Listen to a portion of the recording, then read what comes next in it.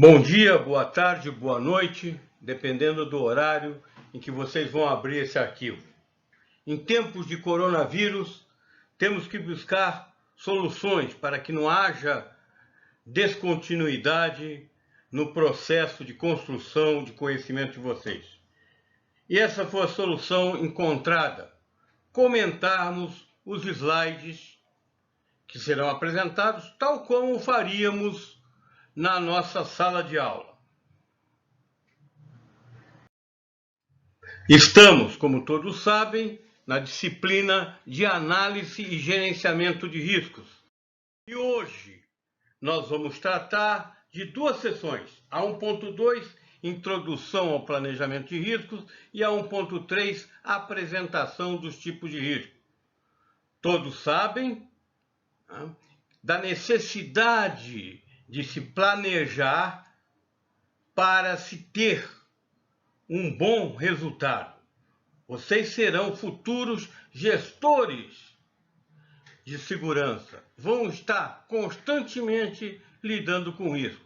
E por isso a importância do assunto de hoje.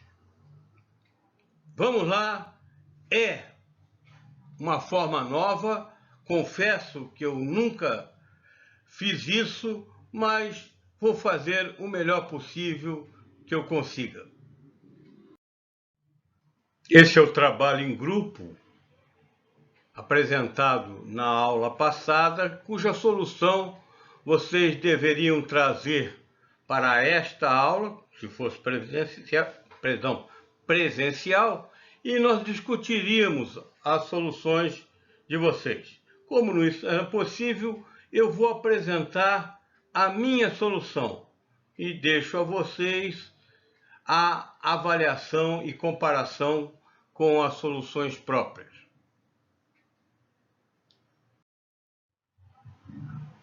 Vejamos as respostas que eu encontrei, sempre lembrando que a resposta vai variar de acordo com o avaliador, a maior ou menor experiência dele. No meu entendimento, os riscos seriam assim avaliados: o ambiente externo 1, não interfere na realização do transporte. O ambiente interno tem um fator 3, porque a empresa tem um pátio de manobras muito limitado, o que vai interferir negativamente na condução dos veículos. E mais acentuado o fator ainda para 4 no RH Segurança, porque são 3 caminhões por vez, a empresa só tem 3 motoristas habilitados e um vai entrar em férias.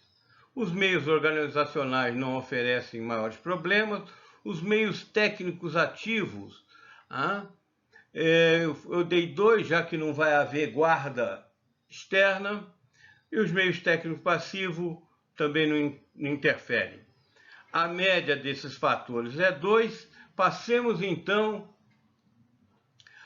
à apuração da fórmula. O grau de probabilidade é o fator de risco vezes exposição. O fator de risco, a média foi 2. Eu avaliei a exposição em 4, já que nós tivemos no ano passado 3 assaltos na rodovia, o que dá 8. Então, o grau de risco é 8, o nível de risco é médio e a probabilidade 32%. Continuando, tratemos dos objetivos da aula de hoje. Praticar a elaboração de relatório de riscos, enunciar, ou seja, listar, falar os tipos de riscos e realizar trabalho em grupo que será transformado em trabalho individual pelas circunstâncias. Esse é o nosso sumário, a introdução que eu estou concluindo. No desenvolvimento, vamos ver elementos do relatório, do que se compõe o relatório, o plano de gerenciamento de riscos, os tipos de riscos, finalizando com o trabalho. E, finalmente, uma conclusão.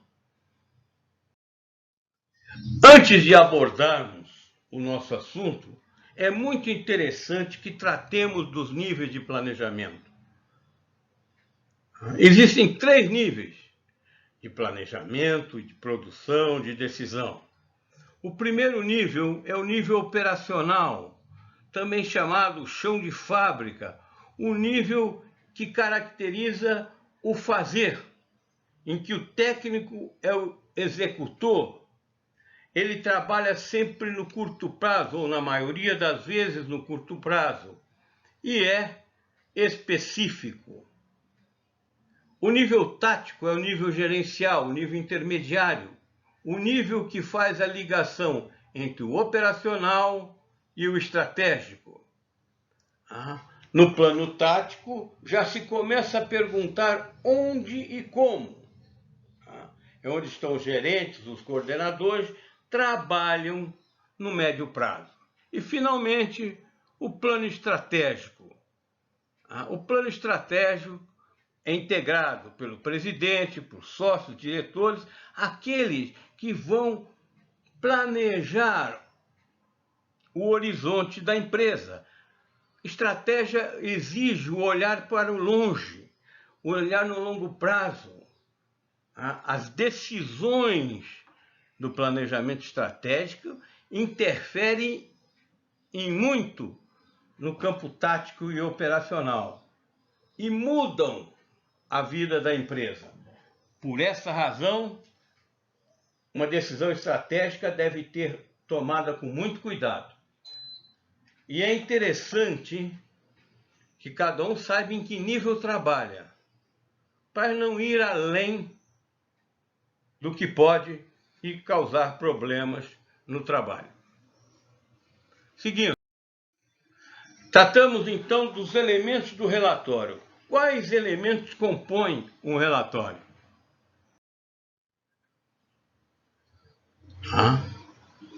Primeiro, para que serve o relatório? É um papelório só? É coisa para encher o saco? Não. O relatório é o registro escrito de uma atividade que vamos fazer ou pretendemos fazer.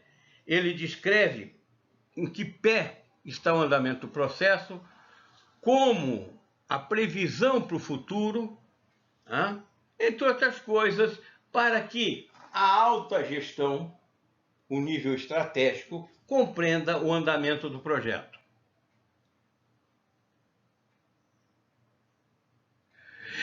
Importantíssimo, vou repetir, importantíssimo, o relatório tem que ser curto e objetivo, no máximo 2 a 3 páginas.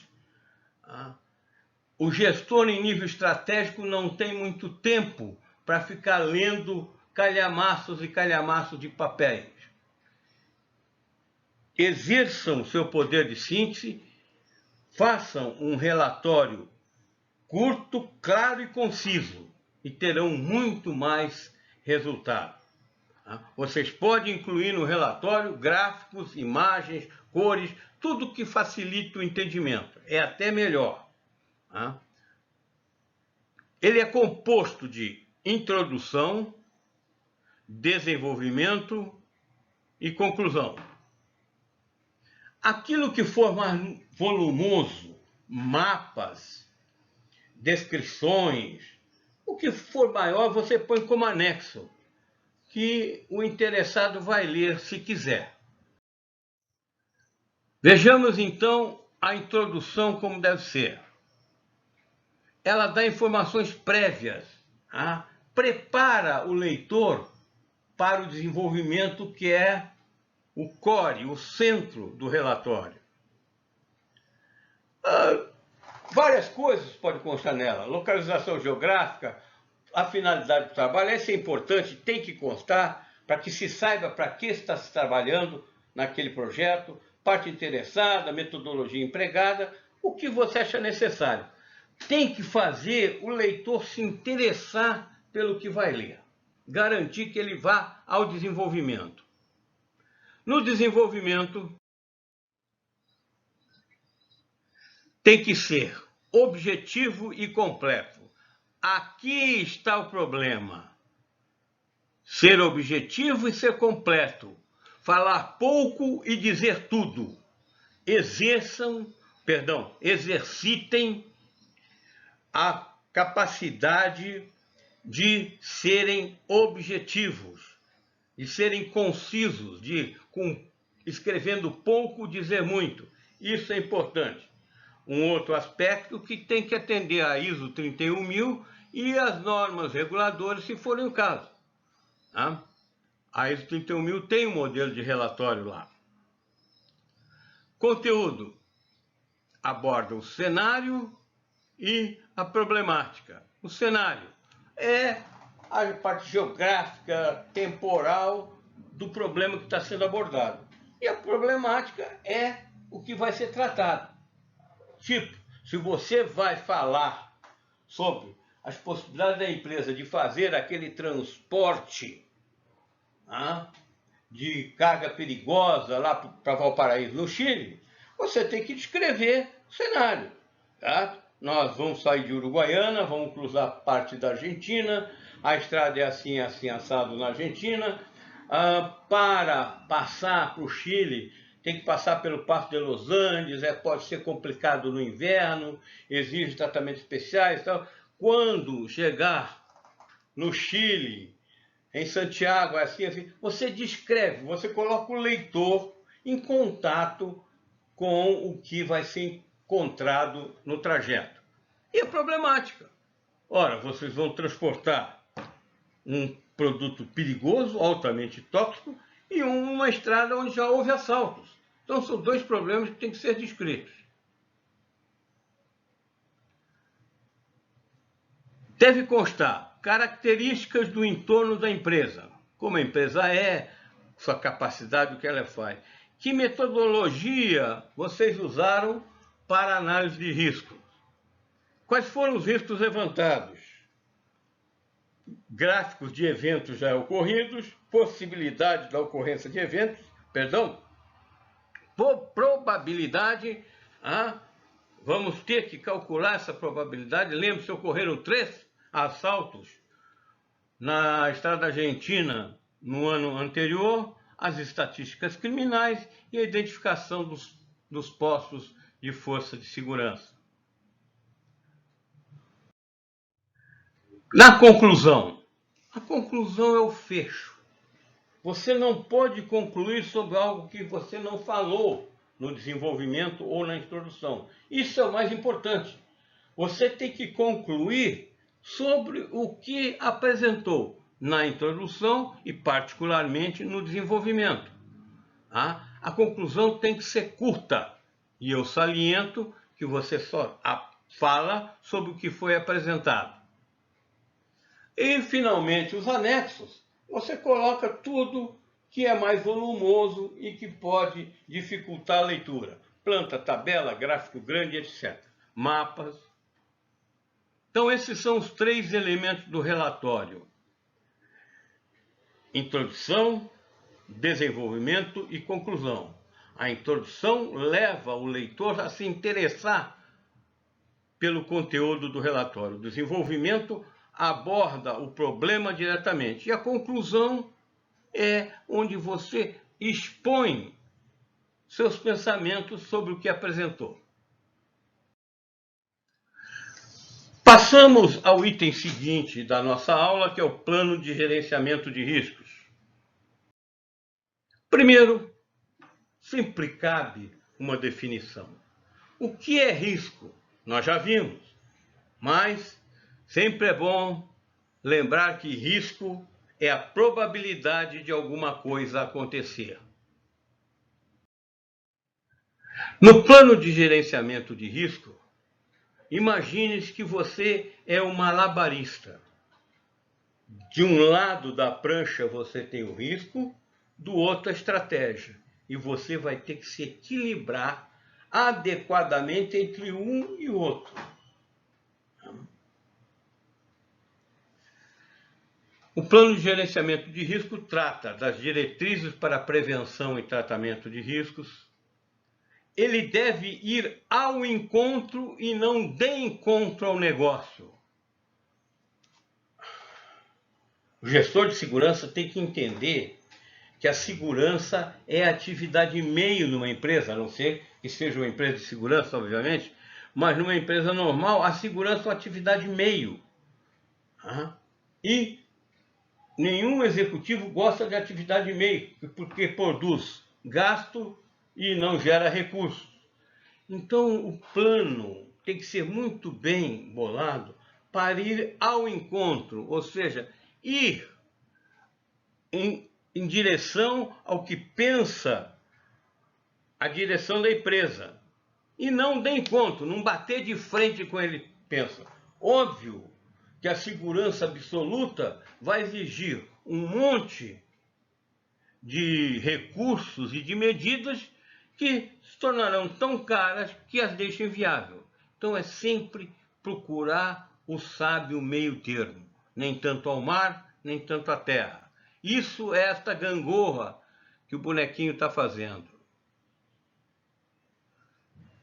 O mais difícil de fazer um plano de gerenciamento de risco e de administrar risco e estratégia é o setor lojista. Porque a loja tem a necessidade de expor seus produtos.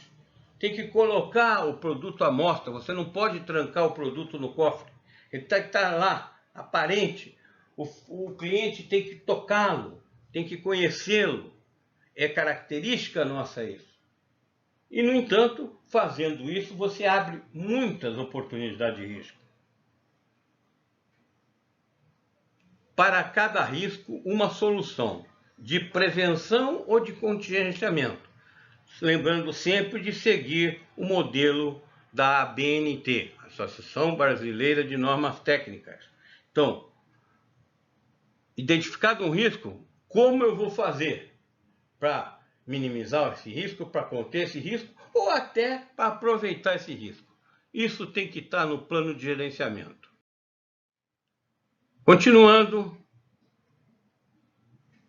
esse gráfico mostra com o que o gestor de segurança privada tem que trabalhar no seu equilíbrio. A sua visão estratégica lhe impõe certas medidas, mas a visão pragmática diz para ele que essas medidas são exageradas. Vão representar um impacto muito grande sobre a empresa. E, além de tudo, ele tem que ter sempre em conta, porque está ali na cabeça dele, a visão da alta direção. Tem que seguir o objetivo azimuth dado pela alta direção. E lembrando sempre, estou repetindo, segurança é atividade meio. Então, o gestor de segurança tem que considerar isso sempre e saber a hora de se retirar de campo. Tratemos dos tipos de risco agora. Lembrando sempre que risco pode ser positivo ou negativo. Tem risco que contribui a uma oportunidade para a empresa. E tem risco que é negativo. Qual é um, qual é o outro? Difícil de dizer. Mas vejam agora, o país ou o mundo está vivendo uma grande crise. Consequências imediatas para o Brasil na parte econômica. A bolsa está em queda livre e o dólar está disparando. Ora, se a empresa tem uma boa reserva em dólares, talvez seja a hora de ela aplicar esses dólares comprando equipamento, inclusive equipamento de segurança. É um risco, portanto, que virou positivo.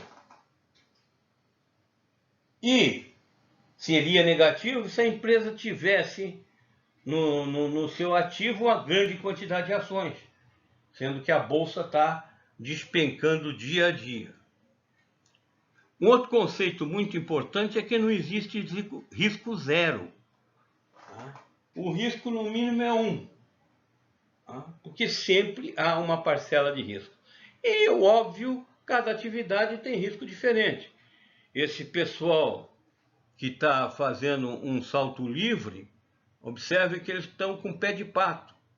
É porque eles vão aterrissar no mar, ou vão amerizar, certo? E aí vão cumprir uma missão em terra. Então eles têm que considerar os riscos do salto em si, que são bastantes, tá? É uma atividade muito perigosa, e depois que caiu na água, tá? Os riscos concernentes ao deslocamento dentro d'água, da onde caíram até o objetivo. Risco em áreas fabris. A área fabris ela sempre tem uma grande carga de risco. Por quê? Tem máquinas, agentes químicos, muitos deles tóxicos ou corrosivos, tem deslocamento de objetos pesados, tem o problema de furtos internos, de roubos externos, tem os impactos ambientais. Com tudo isso, o gestor de segurança tem que trabalhar. Se for um gestor de segurança pública, riscos em prédios governamentais. Primeiro problema é a dificuldade de aplicar recursos. Os recursos são poucos, são escassos e é difícil aplicá-los. A gestão pública tem toda uma norma que torna bastante complicado o processo de compra e uso de material. Tem níveis de confidencialidade, hierarquia e realidades diferentes do setor privado. Porque no setor público, o servidor tem estabilidade. Ele só pode ser demitido em circunstâncias muito especiais. Isso aí tem suas vantagens, mas também carrega uma carga muito grande de desvantagens. Quais são os principais problemas? Incêndio, queda de parte da construção, envenenamento da água do comido, cargas, carros de homens-bomba, emboscadas, invasões, cartas com conteúdo QBR, químico, bacteriológico ou radiológico e outros meios. Exemplifica o que nós estamos conversando, essas duas fotografias. Isso aqui é o Palácio do Planalto, o lugar de onde despacha o presidente da República. Vocês sabem por que foi colocado esse laguinho que tem aqui na frente? Porque uma madrugada daquelas, um carro conduzido por um motorista bêbado subiu na calçada, essa calçada é bastante larga, subiu e veio e entrou dentro de uma vidraça dessa. Só parou praticamente lá dentro do palácio. Em função disso, eles resolveram construir o lago, que é elemento de decoração, mas principalmente é uma barreira contra casos semelhantes. E aqui, uma imagem que chocou todo mundo. O Museu Imperial, na Quinta da Boa Vista, antiga casa de Dom João VI, de Dom Pedro I e de Dom Pedro II, sendo tomado pelo fogo. Nos estabelecimentos de ensino, ali na nossa escola, quais são os riscos? Com o que você tem que tratar? Roubos, furtos, todo mundo sabe a diferença entre roubo e furto, né? Roubo é com emprego de violência, furto é sem violência. Sequestros, incêndios, estupros, roubo a caixa eletrônica, ameaça à bomba, crime passional, fenômenos naturais, tráfico de droga, agressão a professores, greves, acidentes em aulas práticas. Tudo isso e mais alguma coisa peculiares da escola e do lugar, o gestor de segurança tem que pensar. Shopping center. Também uma fonte enorme de risco. Roubo de lojas, furto, sequestro, fenômenos naturais. Vocês viram nas últimas enchentes a água tomando conta de um shopping e a outra que derrubou parte do teto. A água acumulada no teto. Recolhimento e abastecimento de caixas eletrônicos, os rolezinhos, aquela invasão do shopping por jovens para a prática de pequenos crimes, suicídio. Já houve um reitor da Universidade Federal de Santa Catarina subiu ao quarto ou quinto andar de um shopping e se atirou. Roubo de veículos, homicídios, acidente de trânsito, estupros, crimes passionais, entre outros. Tudo o gestor de segurança tem que pensar e, conforme eu disse lá atrás, tem que haver uma ação para cada risco desse.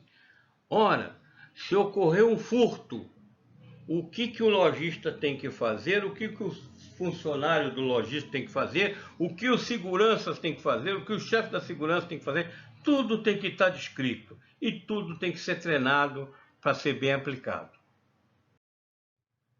Bueno, com isso, nessa hora nós íamos nos juntar nos grupos, conforme o Licurgo está mandando, para realizarmos o trabalho pedido, o trabalho em grupo.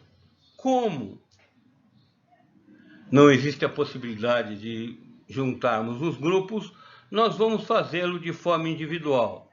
E a resposta deverá ser apresentada por escrito, com o autor identificado, na primeira aula que nós tivermos. Esse é o texto. Fala, aqui não mais cada grupo, mas cada acadêmico será o gerente de segurança da Ourofri Lojas Francas. E tem que apresentar para a alta direção da empresa, para o presidente, um relatório de riscos das lojas de Uruguaiana e de Artigas. As lojas são parecidas, mas não são iguais. O relatório tem que ter no máximo 2 páginas manuscritas, né? E segue as características da loja. Vocês conhecem bem a situação de Uruguaiana quanto à segurança e eu acredito que de Artigas também. Pensem quais riscos as lojas daqui e de lá estarão incorrendo. Lembrando que, particularmente, a loja de Uruguaiana está no centro da cidade e a loja de Artigas está lá fora, num centro comercial.